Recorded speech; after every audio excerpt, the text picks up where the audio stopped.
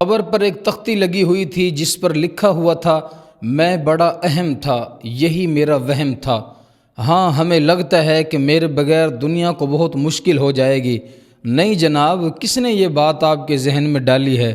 کسی کے جانے سے دنیا والوں کو کوئی فرق نہیں پڑتا، کسی کے جانے سے دنیا رکتی نہیں ہے۔ بڑے بڑے چلے گئے اور ہم بھی چلے جائیں گے۔ تھوڑے دن گھر والے یاد کریں گے، تھوڑے دن دوست شاید یاد کر لیں گے، پھر بھولی بسری داستان ہو جائیں گے۔ پھر ہم ہوں گے، ہماری قبر ہوگی، ہمارے اعمال ہوں گے۔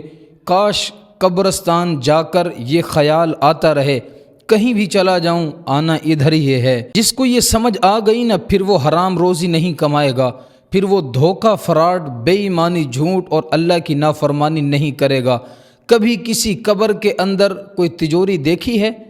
کسی کفن میں کوئی جیب دیکھی ہے؟ سب کچھ اس دنیا میں رہ جائے گا۔